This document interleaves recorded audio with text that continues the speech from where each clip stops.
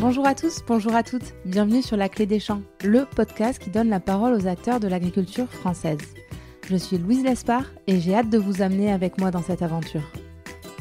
Dans ce podcast, je vous permets d'en apprendre bien plus sur notre monde agricole en partant à la rencontre de personnalités remarquables qui œuvrent à faire briller nos campagnes. Je vous amène dans les coulisses de nos fermes pour découvrir le quotidien de ces acteurs de l'ombre pourtant indispensables à notre pays. Aujourd'hui, j'ai le plaisir de me rendre chez Maxime, producteur de foie gras dans le Gers. Chez Maxime, le foie gras, c'est une affaire de famille. Ses grands-parents, Robert et Georgette, ont transmis l'exploitation à leurs 3 enfants et c'est maintenant Maxime qui va prochainement être associé à l'affaire, suivi par ses petits cousins. À la ferme de la Patte d'Oie, on a à cœur de faire un produit de qualité et de maîtriser la chaîne de bout en bout. La famille produit toute l'alimentation de leurs canards, élève ces derniers et les transforme sur place. Un travail récompensé puisqu'ils ont gagné la médaille d'or du concours général agricole au Salon de l'Agriculture 2020. Maxime est une force tranquille. Il nous explique le fonctionnement de sa ferme, les grandes étapes de l'élevage de canards et tout ce qu'il faut savoir pour bien choisir son foie gras dans les rayons. Bonne écoute!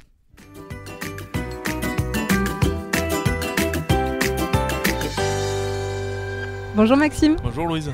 Merci beaucoup de m'accueillir sur ta ferme, la ferme de la Patte d'Oie. Merci à toi d'être venu. Alors pour commencer, est-ce que tu pourrais te présenter, nous expliquer où c'est qu'on est actuellement ? Alors bonjour à tout le monde, moi j'appelle Maxime Pérez. On se trouve sur la ferme familiale à Saint-Michel, une ferme en polyculture élevage où on élève, on gave et on transforme des canards. Et on a une petite partie céréalière où on produit du maïs, du blé et du soja pour l'alimentation des canards. Ça a été quoi le déclic pour toi de devenir agriculteur ? Ton père là travaille sur la ferme, tes grands-parents avaient la ferme. Qu'est-ce qui t'a poussé à toi aussi t'investir sur le projet ? Au début j'étais un peu incertain, dans mes années collège je voulais pas forcément me tourner vers l'agriculture.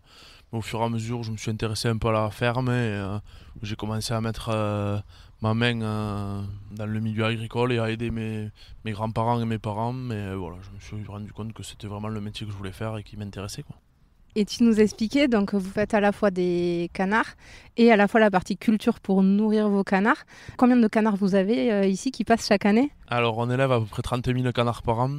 Nous on en gave à peu près ensuite 9 000. Le reste des canards étant vendus en canards prêts à gaver à des producteurs indépendants qui ont fait le choix de ne pas élever ou qui ne peuvent pas et qui vont venir chercher des canards en âge d'être gavés pour les engraisser chez eux et faire leur transformation à la ferme. Voilà, donc après sur les 9 000 canards que l'on gave, on va entièrement les transformer sur la ferme. Et tous les canards qui ont été élevés et gavés sur la ferme vont être alimentés avec les céréales de la ferme, exclusivement du maïs, du blé et du soja produits sur les 120 hectares de culture, de surface agricole utile. 30 000, ça paraît énorme quand on sort de nulle part, comme moi, qu'on n'est pas du milieu. Ça fait combien de canards en même temps ? En ce moment, par exemple, là, vous avez combien de canards sur place ? Alors, simultanément, sur la ferme, aujourd'hui, nous avons 8 000 canards. C'est une rotation sur l'année. On élève les canards au minimum jusqu'à 13 semaines avant de commencer à en envoyer en gavage. Et l'objectif, c'est que le lot soit sorti intégralement en gavage à la fin de la 15e semaine. Donc entre 3 mois et 3 mois et demi, il reste ici. Ouais, voilà, tout à fait. Okay. Et pourquoi vous avez fait le choix de produire la nourriture des canards sur place, d'être autosuffisant alimentaire ?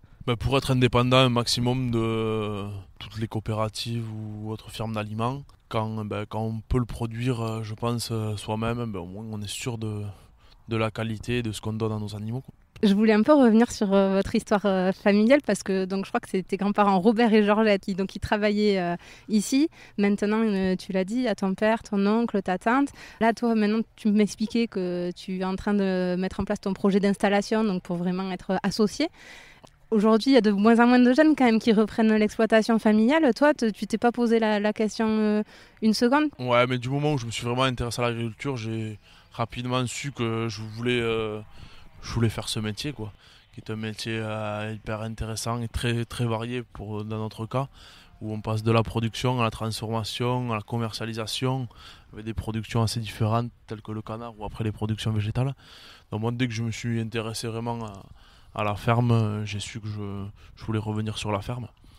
Donc la ferme familiale qui était à la base gérée par mes grands-parents, c'était comme beaucoup de fermes, une ferme avec une petite basse-cour où il y avait quelques oies, quelques porcs et quelques bovins laits.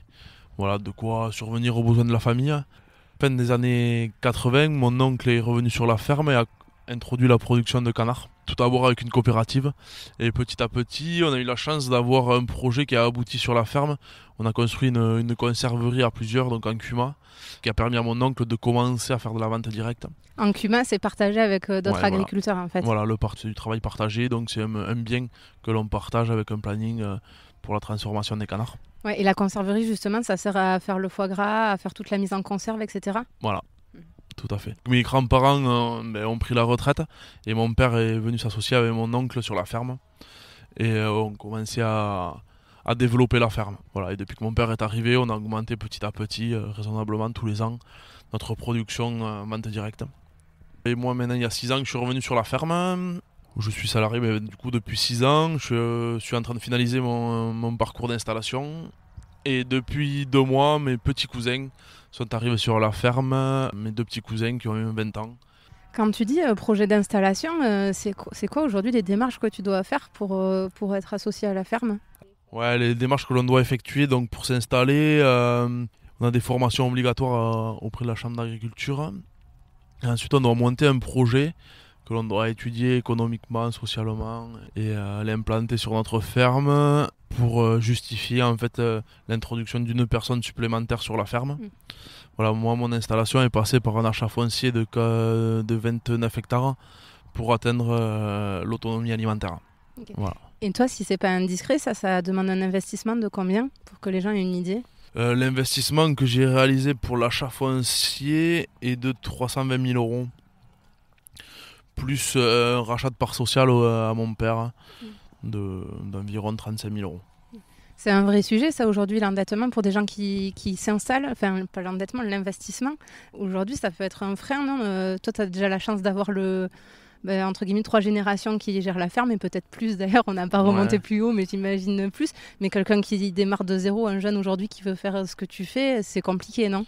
Ouais, aujourd'hui, partir de zéro, je pense que dans un parcours d'installation, c'est assez compliqué, à moins pas de se marier, mais de s'associer avec une coopérative, mais être complètement indépendant et pouvoir faire les investissements seul, je pense que c'est aujourd'hui très compliqué, parce que le moindre investissement nécessite des sommes assez importantes, et ça fait, je pense que ça fait peur à beaucoup de monde, même nous qui sommes dans le milieu depuis longtemps, ça fait quand même, je veux bien croire. Ça fait quand même mal au ventre, on va dire. Ouais, je veux bien le croire.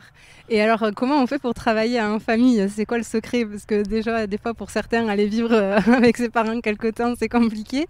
Pour travailler comme ça, comment tu trouves ta place ? Est-ce que tu as de nouvelles idées ? Est-ce qu'elles sont bien reçues ? Comment ça se passe ? Ouais, alors, je travaille en famille. Pour le coup, je vis plus avec mes parents parce que justement, ça fait du bien de couper le soir et de ne pas vivre dans la même maison que ses parents, alors qu'on travaille déjà toute la journée avec eux. Mais le secret, je pense qu'il n'y a pas forcément de recette miracle, mais après, on a la chance d'avoir une répartition un peu du travail qui s'est installée au fur et à mesure assez logiquement. Mon père s'occupe beaucoup de la partie transformation. Moi, je travaille un peu plus avec mon oncle sur la partie élevage et gavage et production végétale. Voilà, mes petits cousins sont en train de reprendre un peu chacun une branche de la ferme. Il y a également ma tante qui s'occupe beaucoup du commerce et de la partie administrative, qui est de plus en plus importante. Et après, je pense qu'il faut pas mal dialoguer, et beaucoup dialoguer pour pas qu'il y ait de conflits de famille. Bon, après, il y a tout le temps des petits désaccords entre les générations, mais rien de trop compliqué pour le moment.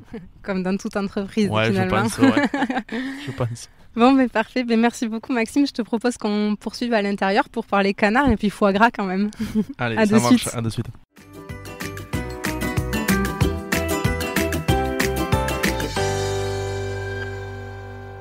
Bon, nous voilà revenus au calme au milieu de la boutique qui est très jolie. Je mettrai des photos sur le compte Instagram et Facebook du podcast. Pour commencer, est-ce que tu pourrais nous donner les grandes étapes d'élevage d'un canard ? Ouais, alors donc du coup, nous on achète des canards à l'âge d'un jour à des éleveurs spécialisés dans la reproduction. On les élève dans une cannetonnière, donc un bâtiment qui va être isolé et chauffé les premiers jours pour reproduire l'ambiance que pourrait produire une canne avec ces canetons. La température est de 30 degrés les 3 premiers jours, on va dire. Ils vont rester dans ce bâtiment pendant à peu près un mois. Au bout d'une quinzaine de jours, on va leur donner accès à un parcours extérieur qui va être enherbé et arboré. Une fois à peu près les 30 jours passés dans ce bâtiment, on va les déménager et on va les amener dans un bâtiment qui va être beaucoup plus grand, qui ne sera plus chauffé et plus isolé. Où c'est qu'il y aura un parcours également beaucoup plus grand. Et ils vont être en liberté jusqu'à 13 semaines d'âge. Voilà. Donc ça fait 2 mois supplémentaires, grosso modo, dans ce bâtiment. Voilà, ouais, 2 mois et demi de plus dans ce bâtiment. Autour de ce bâtiment, il y aura un parcours de 2 hectares qui sera enherbé et arboré. On a replanté à peu près 3000 arbres sur la ferme. Donc on s'est rendu compte qu'associer le végétal et l'animal, c'est beaucoup de bienfaits pour les deux.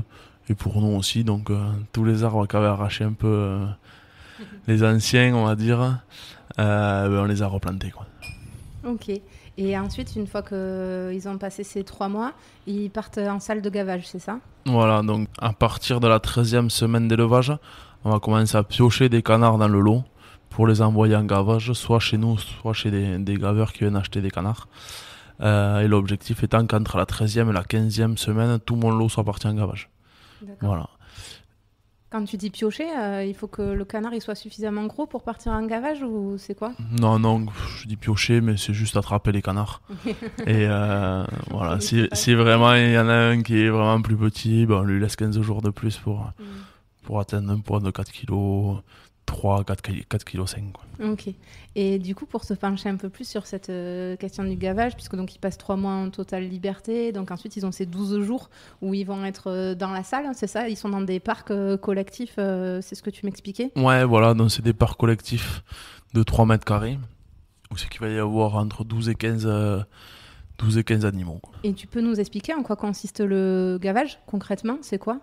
Alors, le gavage, en fait, c'est ce qui va nous permettre de développer le foie du canard. Il faut savoir qu'à l'état sauvage, le canard est un oiseau migrateur. Donc il a la faculté de se gaver naturellement pour pouvoir migrer.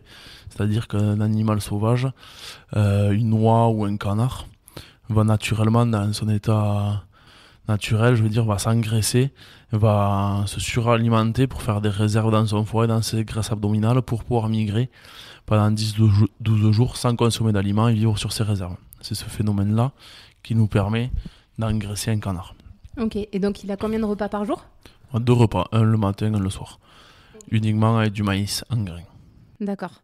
Donc, et l'acte du gavage, c'est-à-dire le moment, est-ce que tu peux nous expliquer comment ça se passe concrètement de gaver un canard, ça veut dire quoi ? Et combien de temps ça dure, le repas ? Alors donc, tout le gavage à la ferme se fait manuellement, donc on attrape les canards les uns après les autres. Et avant de gaver le canard, je vais toucher le jabot du canard, qui est une petite poche avant l'appareil digestif du canard, où c'est qu'on va venir déposer le maïs pour apprécier la quantité de maïs qui reste du gavage précédent. Si jamais il reste un peu trop de maïs, on ne va pas gaver le canard. On ne va jamais forcer la digestion du canard. Voilà, pour gaver un canard, il faut tout le temps qu'il ait fini sa digestion. Ensuite, on va l'embuquer et on va gaver le canard. L'embuquer, alors j'ai vu en faisant mes recherches que le tuyau que vous mettez dans l'œsophage du canard s'appelle un embuc. C'est ça, exactement. Ça. Et donc l'embucage, c'est le fait de mettre ce tuyau et donc de dans l'œsophage du canard. Ouais. Voilà, et de lui verser le grain. L'œsophage du canard, en fait, est un tuyau qui est élastique, qui peut se relâcher et se contracter autant de fois que l'on veut. Dans les parcs, comme je l'ai dit, on a replanté beaucoup d'arbres, et on a notamment replanté des pruniers et des figuiers. Et le canard, en fait, tout ce qu'il mange ne le mastique pas, donc il va raffoler de fruits et de figues, notamment une figue qui fait 4-5 cm de diamètre. Et bien en fait, il va pas la mastiquer, il va la gober. Donc on voit naturellement son œsophage se relâcher, et on voit la figue descendre directement et tomber dans le jabot du canard. C'est ce qui nous permet en fait de gaver un canard. Le canard n'a pas de glotte non plus, donc on peut embuquer très facilement et sans blesser l'animal un canard. Quoi. Et combien de temps ça dure son repas pendant la séance de gavage ? Le gavage d'un canard dure entre 20 et 25 secondes. D'accord. Et tu as un peu répondu à la question, mais tous les animaux ont un foie. Pourquoi le canard donc tu expliquais, c'est parce que c'est un oiseau migrateur et qui peut faire des stocks, donc il a cette capacité-là à stocker, j'imagine, c'est ce qui Tout à fait, répond ouais. à la question. Ouais. Et après, est-ce que, je sais pas, moi, les canards, les seuls que je connais, c'est les colverts. Est-ce qu'on pourrait gaver un colvert et avoir un bon foie gras, ou est-ce que c'est des espèces, des races de canards bien particulières? Non, on peut gaver tous les oiseaux migrateurs, mais on peut gaver autant des canards que des oies, qu'une palombe. Tous les oiseaux migrateurs ont cette faculté de développer leur foie et pour faire des réserves pour la migration. Il faut savoir qu'un canard est capable d'obtenir un foie de 1 kg naturellement par lui-même. Aujourd'hui, notre objectif, nous, quand on gave, c'est d'avoir un foie de 500 grammes. Voilà, c'est là qu'on estime entre la quantité et la qualité, le poids, le rapport qualité et quantité optimum pour la production d'une conserve derrière. Mais le canard est capable d'avoir un foie de 1 kg à 1,2 kg. Ok. Et le fait qu'on le... Parce que j'imagine qu'une des options, ça serait de le laisser s'engraisser naturellement, comme il veut, etc. Le fait qu'on gave aujourd'hui manuellement avec l'action de l'homme, c'est aussi pour accélérer le processus et que le foie gras, il coûte pas 150 € les 180 grammes, j'imagine. Oh ben, en fait, aujourd'hui, on n'a pas trouvé de solution pour l'engraissement des animaux naturellement. Voilà. Donc, pour le moment, l'homme est obligé d'intervenir pour engraisser un animal. Il y en a certains qui expliquent que c'est une idée un peu commune, qui explique que le foie gras, c'est un foie qui est rendu malade. On parle de stéatose, je crois, hépatique. Tu peux nous expliquer le phénomène et ce qu'il en est? Est-ce qu'on mange un foie malade ou est-ce que c'est un foie sain? Alors non, pas du tout. Un foie gras n'est pas un foie malade. Il faut savoir qu'aujourd'hui, quand je vais gaver un canard pendant une dizaine de jours, j'aurai atteint l'objectif de 500 grammes à peu près de foie. Si avant l'abattage de l'animal, je le relâche dans un parc avec d'autres animaux, il ne va pas consommer d'aliments, il va vivre sur ses réserves pendant 5-6 jours. Son foie va retrouver une taille de 200 grammes à peu près. Et une fois que son foie sera revenu à une taille de 200 grammes, je pourrai recommencer un gavage tout à fait normal. Okay. C'est ce qu'on appelle la réversibilité d'un foie de canard. Okay. Donc cette stéatose, en fait, c'est un phénomène naturel du canard qui n'a rien à voir, par exemple, avec une cirrhose d'un être humain, où là, c'est pour le coup un foie malade. Ah non, du tout. Un foie gras n'est pas du tout un foie cirrhosé. En aucun cas est un foie cirrhosé. Et il y a un dernier point sur lequel j'aurais aimé échanger avec toi, c'est qu'en ce moment, il y a un autre virus qui s'appelle la grippe aviaire, qui concerne plutôt justement les canards et autres oiseaux. Je crois qu'en 2016-2017, l'impact avait été catastrophique. Tu peux nous raconter? Ouais, donc ce virus s'était passé dans le sud-ouest de la France fin 2015, début 2016. Depuis ces années-là, on avait eu la chance d'être épargné par ce virus. On avait mis également des choses en place pour éviter que le virus ne revienne, pour améliorer nos nettoyages et nos désinfections. Mais aujourd'hui, on a alerté, parce que ce virus est surveillé en permanence dans l'Europe entière. Aujourd'hui, on connaît des sites de production qui ont été plombés par ce virus dans l'Europe de l'Est, en Allemagne. Donc la France est en alerte. Nous avons également confiné nos animaux. Tout le monde est confiné. Et voilà, premier vecteur de cette maladie est l'oiseau migrateur, donc qui se promène actuellement, qui part du nord de l'Europe, du nord de l'Europe pour descendre vers l'Afrique, vers des zones plus chaudes. Donc du coup, on met un maximum de choses en place pour éviter que ces oiseaux qui passent dans le ciel ne rentrent en contact avec nos animaux. Ouais, parce que le risque, c'est qu'ils se posent là au milieu de tes canards et qu'ils leur refilent le virus, en gros. Voilà, ça. tout simplement.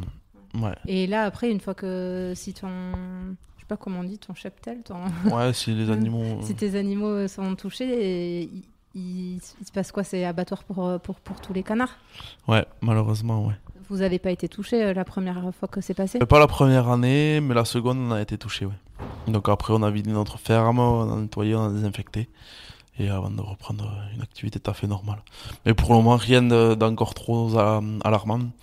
Il n'y a pas de cas avérés encore en France, donc voilà. Juste des mesures à prendre pour éviter que l'on soit impacté, quoi. Ouais.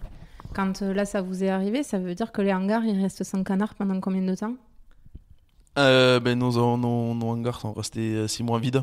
Voilà, de fin décembre à début juillet, donc ça a été. Économiquement, c'est un vrai coup dur, non?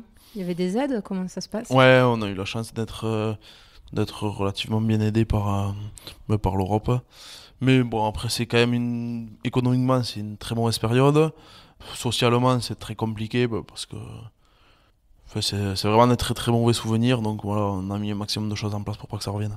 Bon, on croise les doigts et puis comme tu dis, je pense maintenant on est mieux préparé aussi pour essayer d'éviter tout ça. Oui, je pense. J'espère. Alors maintenant, j'aimerais bien qu'on parle du foie gras en lui-même quand même, puisque c'est quand même la meilleure partie, à mon sens en tout cas. Est-ce que tu peux nous expliquer comment on fait un foie gras? Alors l'objectif pour nous au moins est de faire le foie le plus rapidement possible après l'éviscération, c'est-à-dire après qu'on ait retiré le foie du canard. Moins on attend, plus on garde la qualité du foie. Voilà. Donc l'objectif étant de le refroidir le plus rapidement possible pour après le déveiner, le calibrer, le saler et le mettre en pot.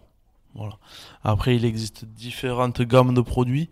On a le foie gras en conserve traditionnelle, comme faisaient un peu nos grands-parents, qui est une conserve qui va être stérilisée. Donc cuit à plus de 100 degrés, on va pouvoir la conserver 3 ans en cave ou placard. Aujourd'hui, maintenant, la consommation se tourne plus vers des produits mi-cuits, donc des produits qui vont être cuits à plus basse température, qui vont se conserver au frigo.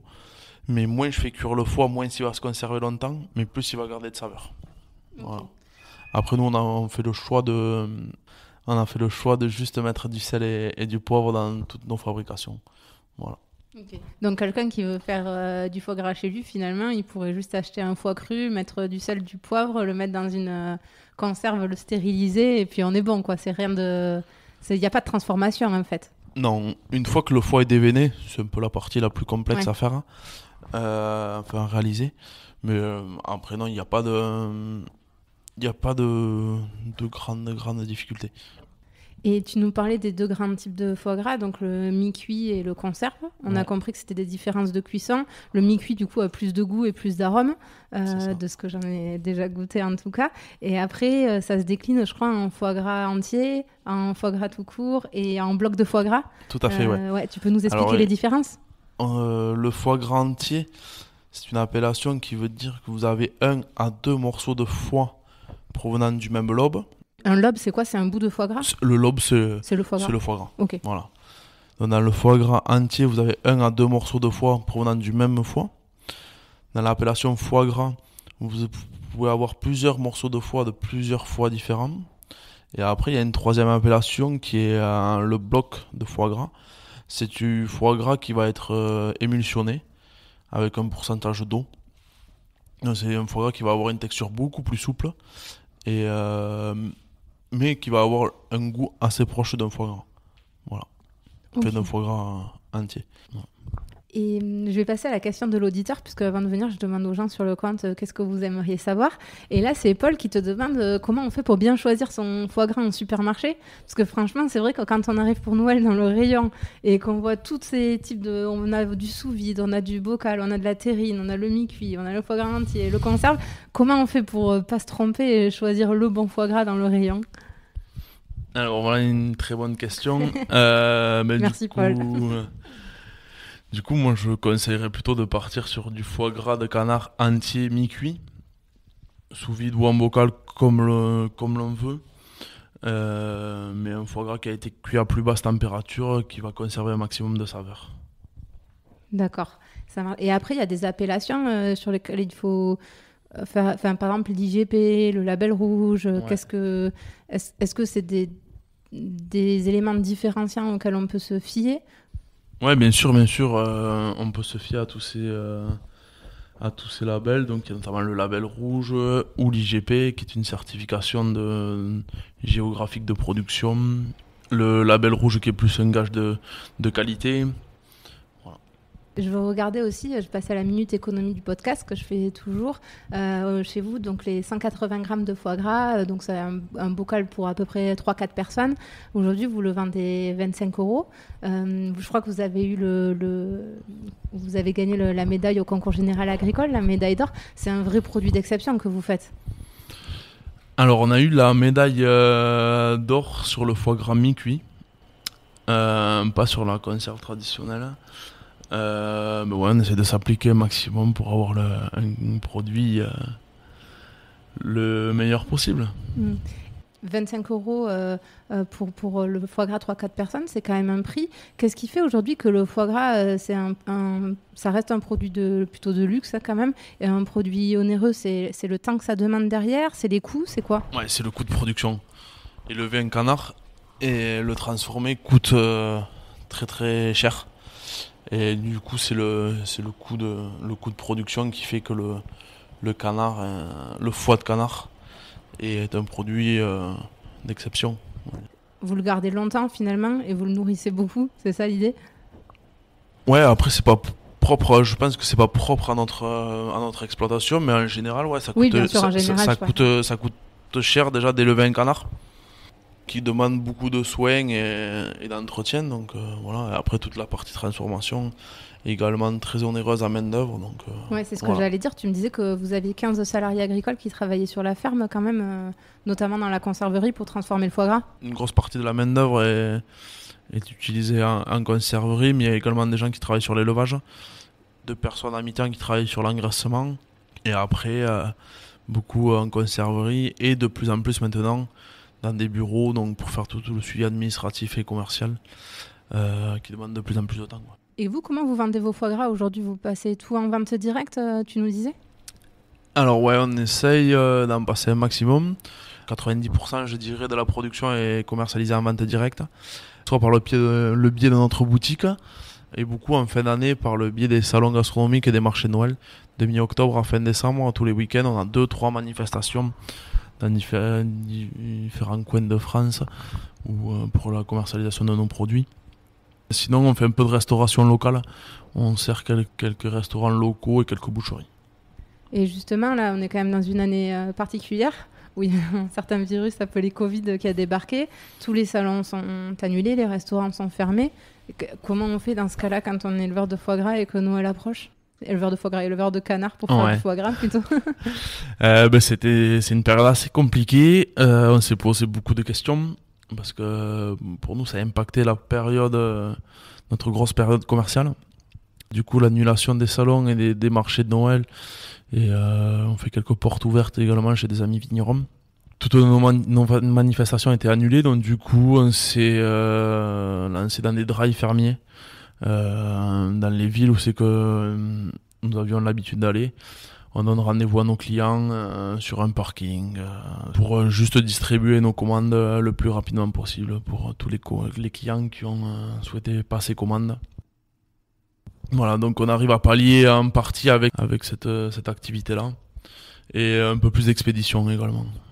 Vos clients, ils jouent le jeu, comment ça se passe ? Vous avez des demandes entrantes ? Ouais, les clients sont très très réactifs, et on les remercie d'ailleurs. Mais de jouer le jeu et de venir, comme on dit familièrement chez nous, au cul du camion, récupérer leurs colis, quoi.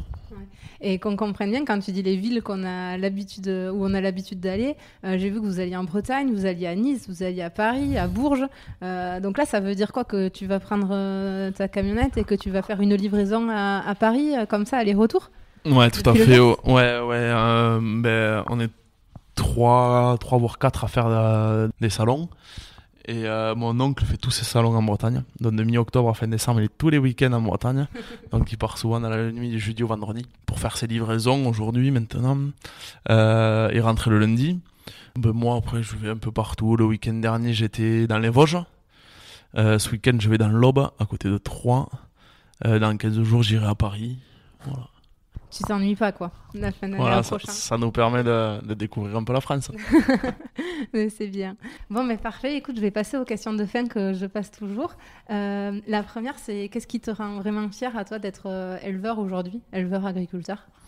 De partir de mes céréales, avec mes céréales nourrir mon canard, et arriver à un produit d'exception qui est autant le foie gras que le magret que le confit, quoi. Oui, parce qu'on n'a pas parlé du reste, mais c'est vrai que le canard nous donne aussi de bons magrets, du bon confit. Et ma deuxième question, c'est est-ce que tu pourrais nous donner un truc qui nous permettrait d'étaler notre science au prochain repas où il y a du foie gras à table ? Alors, oui, bien sûr. On dit que souvent que Dans le cochon, tout est bon, mais c'est également le cas dans le canard. Tout d'abord, les produits dont on vient de parler, autant le foie que le magret, que les confits et toute la viande, mais on utilise également la plume, soit pour faire des oreillers ou des couettes. C'est également utilisé dans l'isolation des maisons. Ah d'accord, je savais pas ça. Ouais, on utilise de plus en plus la plume pour faire des isolants et beaucoup en Asie. Voilà. D'accord. Là en Asie, notamment pour les pattes du canard, non? Ouais, les pattes de canard sont également valorisées beaucoup en Asie, où c'est qu'ils font beaucoup de soupes faux. Et des soupes tendries la patte de canard, quoi. Donc rien ne se perd dans le canard. Et ma dernière question, c'est où est-ce qu'on peut te contacter si on veut commander vos produits, te poser une question Alors tous nos produits sont en vente sur notre site internet, donc ferme-de-la-pâte-d'oie.com. Après, on peut nous trouver également sur les réseaux sociaux, sur Facebook et Instagram. Pour la partie qu'on a très peu parlé, mais on a également 5 chambres d'hôtes sur la ferme, les tables d'hôtes, on peut nous trouver sur différents sites de réservation. Voilà. Pour ceux qui veulent venir passer quelques vacances dans le Gers. Bon, mais merci beaucoup pour ton accueil. En tout cas, Maxime, c'était vraiment super. Merci et puis, à toi. Passe une bonne journée. Au revoir. À bientôt. J'espère que cet épisode vous aura plu. Si c'est le cas, n'hésitez pas à laisser une note 5 étoiles ou à en parler autour de vous. Ça m'aiderait énormément pour faire connaître le podcast. Merci beaucoup et à bientôt pour prendre ensemble la clé des champs.